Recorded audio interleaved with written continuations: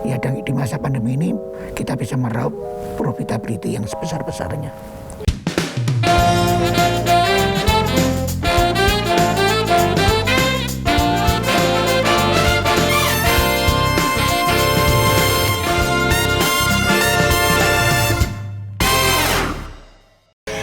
Selamat datang di episode kedua Tanya Bosku. Assalamualaikum warahmatullahi wabarakatuh. Perkenalkan, nama saya Rizky Lestari Barus, tapi biasa teman-teman Metra memanggil saya Ayi. Nah, saya dari tim legal nih Pak. Kemarin kan Bapak udah di interview, ditanya-tanya sama OI dari tim Corvin. Digital platform, digital service yang sudah ready. Oke, jadi di masa pandemi ini ada chance untuk kita justru untuk boosting ya Pak? Boosting, disitulah profitability-nya. Betul, asik nih kalau kata Pak Niam mengejar boosting buat profit nih, berarti bonus kita nambah nih Pak nanti nih Pak. Bonus kemarin udah dibagi belum? Wah, alhamdulillah Pak. Itu baru rintik-rintik aja kan Pak? Iya, baru rintik-rintik. Kita tunggu nanti teman-teman. Nanti tsunami-nya harus ada gitu ya. Iya Pak. Nah, sekarang gantian giliran saya ya Pak. Bapak gimana kabarnya nih? Kabar baik, selamat pagi, assalamualaikum. Waalaikumsalam warahmatullahi wabarakatuh. Nah, saya mau nanya-nanya nih ya Pak. Dari feedback yang kita peroleh, banyak nih yang minta kita untuk membahas tentang strategi bisnis di masa pandemi ini. Kira-kira apa sih tantangan yang kita hadapi di saat ini, apalagi kan secara kita sebagai perusahaan teknologi nih Pak? Ya, jadi memang ini sebuah kesempatan bagi Metra Group ya, yang bergerak memang di bidang digital platform, digital service, IT services. Karena memang di masa pandemi ini physical meeting itu ataupun pekerjaan yang sifatnya fisikal itu lebih dikurangi kan gitu ya, karena harus PSBB dan segala macam.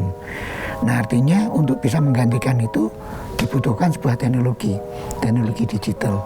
Kebetulan itu bidang kita gitu. Nah, ini artinya gini, bagi kita yang capability-nya memang belum mampu, ya kita harus tingkatkan. Yang belum ada kita invent. Tapi kalau yang ada harus kita make it stronger gitu ya. Contohnya di Infomedia, anak perusahaan kita. Itu contact center yang tadinya itu harus ada agent ngumpul di dalam suatu site operation, dia bisa agent anywhere. Nah, disiapkan platform digital untuk melakukan itu. Jadi artinya di pandemi ini adalah kesempatan bagi kita untuk memperkuat positioning kita di dalam industri IT business yang ditunjang dengan digital services, digital platform. Di pertengahan tahun kan Pak Jokowi menyinggung nih tentang percepatan transformasi digital untuk menangani COVID-19 nih Pak. Nah, gimana sih posisi Telkommetra sebagai digital enabler-nya? Iya, kalau menangani COVID tentunya bagaimana kita bisa ikut terlibat di dalam industri healthcare-nya. Kita juga bekerja sama dengan industri farmasi, dalam hal ini Bio Farma. Nah, teman-teman ini sekarang sudah mulai bergerak bagaimana nanti untuk menyiapkan platform distribusi logistik vaksin itu disediakan oleh kita. Artinya begini, di dalam masa pandemi ini sepertinya sudah menjadi sebuah keharusan begitu ya, teknologi digital masuk apapun areanya. Nah, fokus untuk pandemi tentunya kita bisa terlibat tadi, salah satunya bagaimana kita bisa mengawal vaksin itu sampai ke tujuan. Nah, vaksin ada yang sifatnya diberikan bantuan free, ada yang harus berbayar. Nah, ini bagaimana sistem IT kita, sistem digital logistik kita bisa mendeteksi itu. Vaksin di dalam perjalanan itu juga harus bisa terkawal, terkontrol, dikondisikan supaya vaksin itu tetap aktif, tidak rusak begitu ya.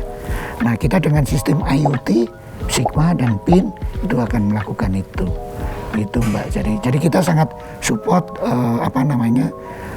visi dari Bapak Presiden khususnya dalam digitalisasi, dan kita mengamankan program beliau agar kita di masa pandemi ini bisa ikut berkontribusi. Jadi momentum percepatan informasi digital ini berarti bisa membantu bisnis Telkommetra dong Pak? Tentunya. Kalaupun tidak sekarang ya. Jadi bagi vertikal industri yang memang directly impact bisa meraih pundi-pundi profit yang tinggi harus percepat, tapi bagi yang lain kita bisa mempersiapkan diri, mengembangkan diri, menyiapkan diri pada nanti masa new normal. Jadi ke depan pastinya tentunya akan menjadi sebuah luxury bagi Telkomsel untuk bisa memenangkan persaingan bisnis di industri ini. Jadi ada nggak nih strategi khusus kita untuk meningkatkan profitabilitas Telkomsel di masa pandemik ini nih Pak? Iya, karena ini sebuah bisa jadi given gitu, berkah itu bagi kita yang bergerak di industri digital ya. Orang yang tadinya kita harus mengenakan digital tuh agak sulit, agak perlu sosialisasi, agak perlu internalisasi. Sekarang mereka sebetulnya klien-klien kita dipaksa itu, dan kita siap untuk mengimplementasikan itu. Jadi saya pikir ya di masa pandemi ini jadi berkah kita untuk kita bisa meraup profitability yang sebesar-besarnya. Nah, Metra kan punya anak perusahaan nih Pak yang cukup banyak. Kira-kira yang mana sih Pak salah satunya yang bisa ditempatkan sebagai profit maker? Nah, ini memang di saat ini Metra ini ada sebuah sedikit anomali gitu ya. Nah, bayangan saya harusnya seperti Sigma, seperti Vinet, seperti Infomedia, itu seharusnya menjadi anak usaha yang menjadikan profit maker. Tapi Newtek yang bergerak di bidang transportasi sekarang ada challenge. Dia mengelola industri transportasi KAI Group yang saat ini juga terdampak begitu ya. Nah, pasti dia nggak akan bisa harvest sebuah profitability yang sangat tinggi. Namun diharapkan di tahun mendatang ketika ekonomi sudah kembali membaik akan kita fight back lagi. Tapi intinya bahwa industri atau anak perusahaan yang secara vertikal itu tidak terdampak dengan pandemi. Contohnya di industri finansial, di industri kesehatan, itu kita boosting untuk kita bisa gali profitability yang sebesar-besarnya dari industri itu. Nah, ada nggak sih evaluasi untuk kinerja dan anak usaha Telkomsel? Ya, kalau saya lihat sebetulnya sudah sesuai target begitu ya. Bahkan ada beberapa anak perusahaan yang outperform gitu ya dari pencapaian target, dan itu saya apresiasi bagi anak-anak usaha yang memang sudah outperform. Tapi in total kita baik revenue, top line, middle di EBITDA maupun di net income aman secara konsolidasi mitra. Untuk konsolidasi CFUI kita masih tertekan di PT PIN. Menurut Bapak, bagaimana nih prediksi bisnisnya di kedepannya? Nah, ini kalau kita lihat outlook pertumbuhan ekonomi di 2020 itu kan minus 1,7 sampai plus 0,5 ya. Nah, harapannya di 2021 kalau di Menteri Keuangan menyampaikan itu di sekitar 5,7 pertumbuhannya. Artinya spendnya itu bisa sampai hampir 6, bahkan 6 lebih. Nah, ini merupakan sebuah ufuk fajar yang terang gitu ya akan muncul untuk membawa Metra Group ini akan lebih jauh lebih baik. Dan pertumbuhannya tentunya akan sangat signifikan, dan peluang itu tentunya harus dimanfaatkan benar-benar oleh Metra Group. Dan peluangnya memang ada, ekosistemnya mempersilahkan untuk kita bisa tetap optimis. Nah, menurut Bapak seberapa besar sih transformasi digital bisa membantu korporasi di 2021 nanti? Ya, kalau kita digitalisasi itu kan ada dua, internal digitalisasi itu digitization itu untuk internal, dan digitalizing itu untuk klien-klien kita. Nah, banyak kita istilahnya tuh kita tukang cukur, bisa mencukur orang tapi nggak bisa mencukur diri sendiri.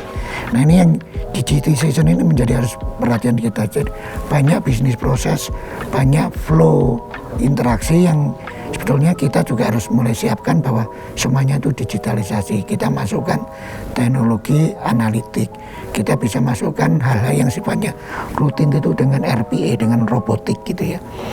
Nah, ketika itu kita sudah efisien, sudah efektif memanfaatkan teknologi itu, kita juga bisa digitalizing our client, our customer. Nah, saya pikir ya karena memang kita bergerak di industri IT, digital platform, digital bisnis, ya memang menjadi kewajiban kita untuk mendigitalkan klien-klien kita, dan itu peluang itu. Kira-kira produk atau service apa sih Pak yang dibutuhkan di korporasi nanti? Ya tentunya pasti basicnya tuh IT bisnis atau IT service itu menjadi platform dasar bagi klien-klien kita. Di atasnya kita harus bisa menyediakan digital platform seperti halnya data center and cloud, terus kita IoT, analitik, robotik, itu nanti menjadi target pengembangan kita yang akan kita solusikan kepada klien-klien kita. Terus gimana nih Pak Telkomnetra ngadapin tantangan bisnis di kedepannya? Ya kalau tataran technical operasional pasti teman-teman sudah siap. Tapi bagaimana mindset kita untuk menuju era new normal itu menjadi keyakinan kita ya. Jadi kita harus yakin, dari saya sampai dari teman-teman yang ujung di bawah pelaksana itu harus yakin bahwa kita bisa menghadapi new normal itu dengan meraup peluang bisnis di digital service, digital platform jauh lebih baik. Kira-kira menurut Bapak tahun depan bisa nggak ya Indonesia keluar dari resesi? Harapannya pertumbuhan ekonomi di 2021 itu akan lebih baik di atas 5 gitu ya. Nah itu ditandai dengan juga sekarang bagaimana pemerintah menyelesaikan permasalahan pandemi ini.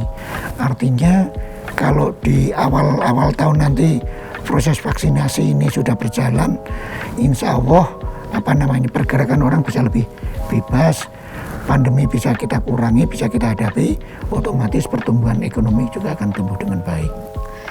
Jadi bisa dibilang Telkomnetra itu cukup optimis ya Pak untuk menghadapi tahun depannya lagi. Nah, tapi kira-kira kalau untuk video tayangan Tanya Bosku ini optimis juga lah ya Pak untuk episode selanjutnya. Kalau memang ini dirasakan bermanfaat ya, diviralkan, karena ini kan bentuk bagaimana mensosialisasi internal dan eksternal. Dalam masa pandemi ini saya harus datang ngumpulin teman-teman kan juga sulit ya. Nah dengan teknologi ini sudah menjadi sebuah cara yang efektif saya pikir untuk kita bisa mensosialisasikan apa yang ada di pikiran senior leader, top leader. Nanti juga harusnya tidak saya saja gitu ya, BOD yang lain, teman-teman VP, atau bahkan nanti juga kita yang kepoin gitu dengan teman-teman yang di bawah. Saya pikir itu bisa baik dan bisa diviralkan. Kalau memang itu bermanfaat, kita juga bisa secara eksternal kita bisa mendapatkan feedback. Dia bisa komen kira-kira apa yang statement-statement yang tadi kita bicarakan itu. Nah, 2 episode ngobrol seru sama Pak Niam udah nih. Ternyata banyak banget insight yang bisa kita ambil sama-sama sebagai pembelajaran hidup maupun karir. Siapa tahu teman-teman yang nonton nanti karirnya bisa sama kayak Pak Niam. Nah, oke deh semuanya. Jangan lupa like, comment, and subscribe deh semuanya. Terima kasih Pak Niam. Makasih Mbak ya.